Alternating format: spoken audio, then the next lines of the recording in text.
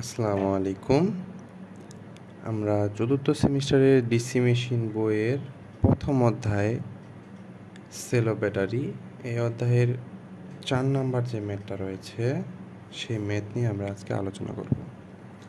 তো এই ম্যাথে বলে দিয়েছে যে একটি সার্কিট দিয়েছে, এই সার্কিটের রেজিস্ট্যান্স দেওয়া আছে, ভোল্টেজ দেওয়া আছে, অর্থাৎ ব্যাটারি আছে কয়টি? 1 2 3 4, 4টি আছে কিসে? প্যারালালের সংযোগ। ওকে, তো এটার কারেন্ট নেই, কারেন্ট বের করতে হবে। টোটাল রেজিস্ট্যান্স মানে আর এর লোড রেজিস্ট্যান্স দেওয়া আছে। ওকে, তো এখান থেকে আমাদের বের করতে বলছে সমতুল্য ইএমএফ, সমতুল্য আর, মোট কারেন্ট, প্রতি সেলের পটেনশিয়াল পার্থক্য কত এবং প্রতি সেলের কারেন্ট কত। আচ্ছা, তো সমতুল্য ইএমএফ প্যারালালের ক্ষেত্রে সমতুল্য ইএমএফ আমাদের আগেও আলোচনা করছি, অথবা তোমরা যদি না বুঝে থাকো আমি বলি। প্যারালাল সার্কিটে আমরা জানি যে ভোল্টেজ সমান থাকে। ওকে, এখন সেই ভোল্টেজটা তোমার সার্কিটের যতগুলোই ভোল্টেজ সংযুক্ত থাকুক না কেন এর ভোল্টেজ সমান। ওকে, তাহলে এখানে আমাদের ভোল্টেজ কত দাঁড়াচ্ছে প্যারালালের ক্ষেত্রে? এরও 5 ভোল্ট। এখানেও তুমি যদি একটা ভোল্টমিটার ধরো তাও 5 পাবা, এখানে যদি ভোল্টমিটার ধরো তাও 5 পাবা, অথবা এখানে যদি ভোল্টমিটার ধরো মানে এই রেজিস্ট্যান্সের মধ্যে না, মানে এখান থেকে এইটুকুর ভোল্টেজ যদি তুমি ধরো এই রেজিস্ট্যান্সে যদি একটু খুলে ফেলো তাও তুমি ওই 5 ভোল্টই পাবা। কিসের জন্য? প্যারালালে তোমার ভোল্টেজ সমান। তাহলে কয়ের উত্তর কত দাঁড়াচ্ছে? সমান সমান 5 ভোল্ট। ওকে, এখন সমতুল্য রেজিস্ট্যান্স বের করতে বলছে। সমতুল্য রেজিস্ট্যান্স বের করতে বলছে কার? অভ্যন্তরীণ।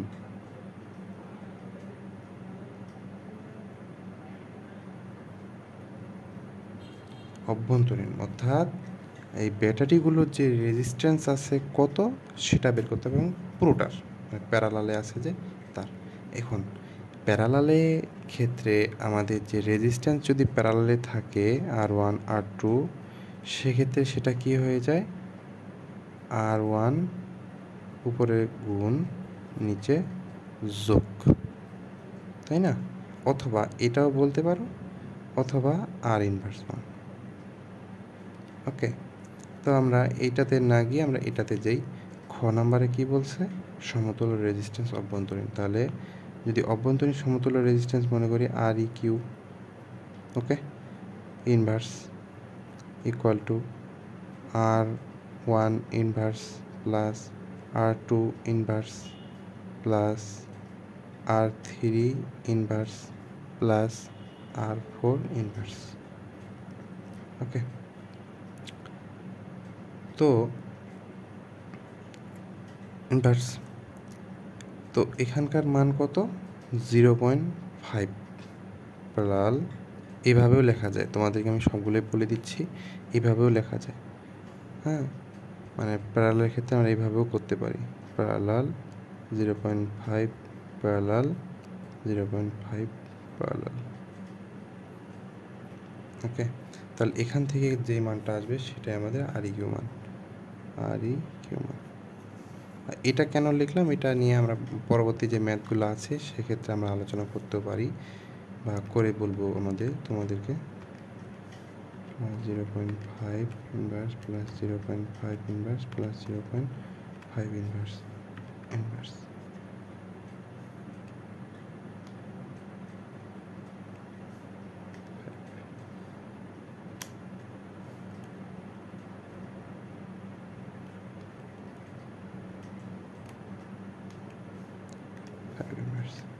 ওকে, তাহলে আসলো কত? 0.125, 0.125 ওহম। আচ্ছা, ঠিক আছে। আচ্ছা, এটা তোমাদেরকে আমি শর্টকাট টেকনিক বলে দিলাম। এখন এই লাইনের ক্ষেত্রে এখন আমাদের বই আলোচনা করছে কি, এই যে ইনভার্সটা আছে 1/ReQ equal to 1/Re1 plus 1/R2 plus 1/R3 plus 1/R4, এভাবেই আলোচনা করছে। ওকে, ওই সেম তোমরা যেভাবে করতে পারো সেভাবেই আসবে। শর্টকাটটা করে দিলাম তো। আচ্ছা, এখন বলছে কি মোট কারেন্ট। এখন মোট কারেন্ট যেহেতু বলছে, এখন সার্কিটটা আমরা যদি সিরিজে কল্পনা করি, মনে করো একটা সার্কিট আছে, এটা একটা অভ্যন্তরীণ রেজিস্ট্যান্স আর এখানে একটা লোড দেওয়া আছে যে আরএল। ওকে, আর এটা ভোল্টেজ। তো ভোল্টেজ তো আমরা জানি 5 ভোল্ট। অভ্যন্তরীণ রেজিস্ট্যান্স বের করলাম কত, 0.125। আর এখানে রেজিস্ট্যান্স কত, 10 ওহম। ঠিক আছে, ঠিক সেম সার্কিটটা এটা। তাহলে এখান থেকে তুমি যদি কারেন্ট বের করতে যাও, নাম্বার কারেন্ট, এই সার্কিট থেকে তুমি যদি কারেন্ট বের করতে যাও, I equal to V by R. V by R মানে 0.125 প্লাস 10 ওহম। তাই তো, এভাবেই তো করবা নাকি, সিরিজে তো আর কিছু করতে পারবা না। তাহলে অ্যান্সার প্লাস 10 কত, 5 ভাগ অ্যান্সার। তাহলে এখানে কত দাঁড়াচ্ছে, 0.49 অথবা 0.5 অ্যাম্পিয়ার। ঠিক এই সার্কিটটা এখানে বলে দেওয়া আছে। বুঝতে যদি না পারো আমি আরেকবার বলতেছি। প্যারালালে যেহেতু আমাদের ভোল্টেজ সমান, তাহলে এই ভোল্টেজটাই ওকে। আর লোডের যে 10 ওহম আছে সেটা 10 ওহম। এখন এই পুরো সার্কিটে যে 4টি লেন আছে, এই 4টি লেনকে যদি আমি একসাথে কল্পনা করি, যে প্যারালাল প্যারালাল প্যারালাল, এই 4টা প্যারালালকে আমি একটি সিরিজে কনভার্ট করলাম, এই যেমনটা আগে করে নিলাম।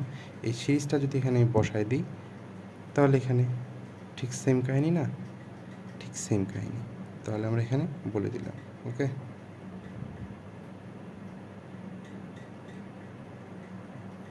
এখন বলছে প্রতি সেলের পটেনশিয়াল পার্থক্য কত। আচ্ছা, প্রতি সেলের পটেনশিয়াল পার্থক্য কত। এখন এই এই সার্কিটটা কীভাবে আসলো সেটা তোমাদের বলেই দিলাম নাকি। আচ্ছা, আরেকবার বলি এটাই।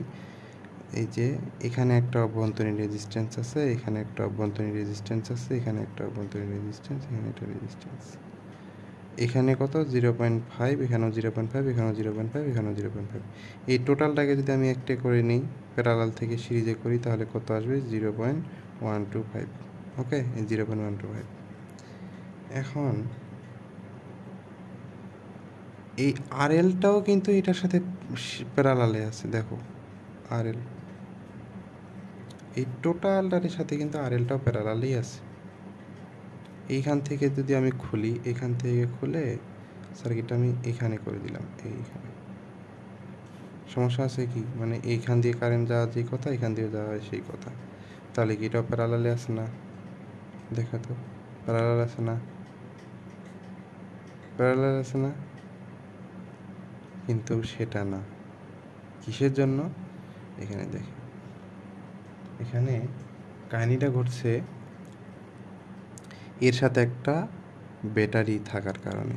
এই যে এই ব্যাটারিটা আমাদের 5 ভোল্ট, আর এখানে অভ্যন্তরীণ যে রেজিস্ট্যান্সটা আছে সেটা, আর এর সাথে এর সাথে যে আরও 4টি শাখা আছে, এই 4টা। ওকে, তারপরে আছে এটা, তাই না, এই রেজিস্ট্যান্সটা। তাহলে এখান থেকে দেখা যাচ্ছে যে যদি আমি কোনোভাবে এই অভ্যন্তরীণ রেজিস্ট্যান্সটাকে একটা করে নিতে পারি, ভোল্টেজটাকে যদি একটা করে নিতে পারি, তাহলে আমি এখানে সিরিজ করে নিতে পারবো, তাই না। ঠিক সেম কাহিনিটা আমি এখানে ঘটিয়েছি। ওকে, আমি ভোল্টেজটাকেও একটা করে নিছি, টোটাল অভ্যন্তরীণ যে রেজিস্ট্যান্সটা সেটাও একটা করে নিছি, আর এই রেজিস্ট্যান্সটা তো আছেই, বসিয়ে দিয়েছি। এখন আসি পটেনশিয়াল পার্থক্য। এখন আমরা জানি প্যারালালে কারেন্ট কি যোগ হয়, এই এখানে একটা কারেন্ট, এখানে একটা কারেন্ট, এখানে একটা কারেন্ট, এখানে একটা কারেন্ট, এই টোটাল কারেন্টটার যোগ হয়ে তো এই কারেন্টটা বের হয়েছে না। অর্থাৎ এই যে একটা পথ, এই যে একটা পথ, এই একটা, এই দুইটা, এই তিনটা, এই চারটা, এই 4টা পথের কারেন্ট যোগ হয়ে এখানে মূল কারেন্ট বের হচ্ছে। ঠিক আছে, এই 4 পথের কারেন্ট। তাহলে আমি যদি এই মূল কারেন্টটাকে 4 দিয়ে ভাগ দিই, তাহলে 4 পথের কারেন্ট বের হয়ে যাবে না। তাহলে ঘ নাম্বার, মূল কারেন্ট কত, 0.5 ডিভাইডেড বাই 4, 4টি পথ যেহেতু, তাহলে 4 দ্বারা ভাগ করলে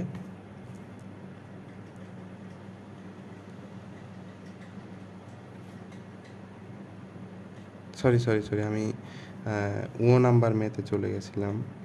নাম্বার ম্যাথটা করতেছি আগে। তাহলে প্রতি পথের কারেন্ট যেহেতু আমার 0.5, তাহলে ভাগ 4 দিলে আমার কত মান আসতেছে? 0.123। তাহলে 0.123 অ্যাম্পিয়ার। ওকে, তাহলে আমরা এখানে এটা করে ফেলতে পারলাম, প্রতি সেলের কারেন্ট কত এটা বের করতে পারলাম। তাহলে এখন প্রতি সেলের পটেনশিয়াল পার্থক্য কত? পটেনশিয়াল পার্থক্য প্রতি সেলের। আচ্ছা, আসি আমরা। প্রতিটি সেলের পটেনশিয়াল পার্থক্য, প্রতি সেলের পটেনশিয়াল পার্থক্য বের করতে গেলে একটি সোজা সাপটার লজিক আগে শোনো। আমরা তো জানি যে হচ্ছে প্যারালাল পথে কারেন্ট ভাগ হয়ে যায়, কিন্তু ভোল্টেজ সমানই থাকে, তাই না? তাহলে এখানকার ভোল্টেজ যেটা, এখানকারও ভোল্টেজ সেটা, শুরুর প্রান্তে যেটা শেষের প্রান্তেও সেটা দেখতে পাও নাই। আচ্ছা, এই প্যারালাল পথে কি হয়? ভোল্টেজ সমান থাকে। তাহলে শুরুর প্রান্তেও যে ভোল্টেজ, শেষ প্রান্তেও সেই ভোল্টেজ। এখানেও একটা ভোল্টমিটার লাগালে আমরা যে ভোল্টেজ পাবো, এখানেও সেই ভোল্টমিটার লাগালে আমরা সেম ভোল্টেজ পাবো। তাহলে আমরা কি বলতে পারি না যে হচ্ছে প্রতিটা সেলের পটেনশিয়াল পার্থক্য সেমই থাকবে? বুঝনি?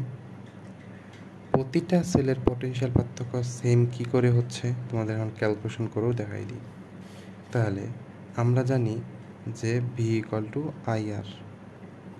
যদি টোটাল ভি বের করতে যাই, টোটাল কারেন্ট, টোটাল রেজিস্ট্যান্স, ওকে, কিন্তু এখানে আমরা টোটাল মানে সার্কিটের কিন্তু বের করব না, আমরা বের করব কি? ব্যাটারির। তাহলে ব্যাটারির রেজিস্ট্যান্স আসবে, ব্যাটারির কারেন্ট আসবে। তো ব্যাটারির কারেন্ট কত কত দেওয়া আছে? ব্যাটারি কারেন্ট প্রতি পথের কারেন্ট কত বের করলাম? 0.123, 0.123। এটা হচ্ছে কি প্রতি পথের, কিন্তু এখানে বলছে পটেনশিয়াল ডিফারেন্স। হ্যাঁ, পটেনশিয়াল ডিফারেন্স সার্কিটের। এখানে ম্যাথটাতে কিন্তু একটা ভেজাল আছে, আমি তোমাদের ওটাই বোঝানোর তখন থেকে চেষ্টা করতেছি। প্রতি সেলের পটেনশিয়াল ডিফারেন্স যদি বলতো, সেক্ষেত্রে হতো কি 5 ভোল্টই হবে। আর যদি বলতো সার্কিটের পটেনশিয়াল ডিফারেন্স কত, সেক্ষেত্রে কিন্তু 5 ভোল্টই হবে। কিসের জন্য? কারণ প্যারালালে তোমার ভোল্টেজ সমান, তাই না? ঠিক সেম কাহিনিটা এখানে ঘটিয়েছে। তাহলে মোট কারেন্ট কত? 0.5। হ্যাঁ, মোট রেজিস্ট্যান্স কত? 10। তাহলে কত যাচ্ছে? 5। ওকে, ভোল্ট। ঠিক সেম কাহিনিটাই এখানে ঘটানো হয়েছে। ওকে, থ্যাংক ইউ।